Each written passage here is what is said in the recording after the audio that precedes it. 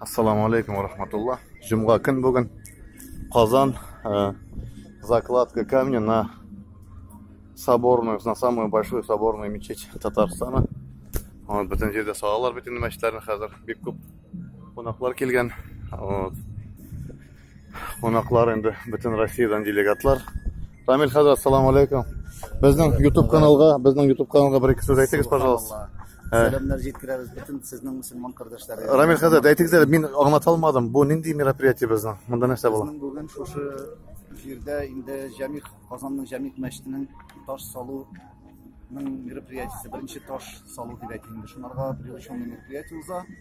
İslam dinin babalarımız o'z tilaklari bilan qabul etib sababidan 100 yil bu sababli shu мероприятиялар şarasında bugün endi shu yerda Qozonning Jamik masjidi Allah bersa tizilacak. Bugün shunlarga endi bütün hazratlar Rossiya imomlari yig'ilishib birinchi tosh solu bo'ladi. Birinchi tosh hazırlandı.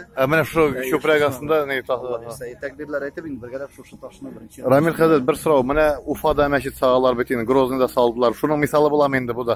10 ming kishiga rastlanacak, tizilacak masjidni 10 ming musulmon. Alo, bu bizning Rossiyada bormi? 10 ming kishilik Moskvada soldilar masjidni masalan. Ular 10 ming kishiga yo'q.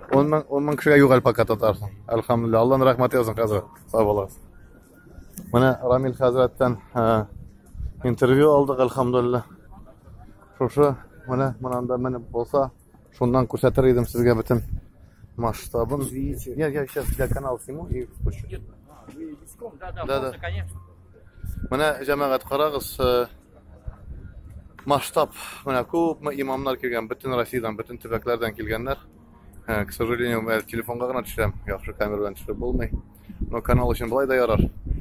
Bugun mana shunda jum'a namozi o'qib, mana shuning ostida endi fundament mana shu o'rinda bo'lacak, shu o'rinda Jamik masjidining toshin qo'yib bo'lacak inshaalloh. Mana hozir yaqinlanroq ko'rsatib chiqarman. Bütün kelgan qo'noqlarni inshaalloh.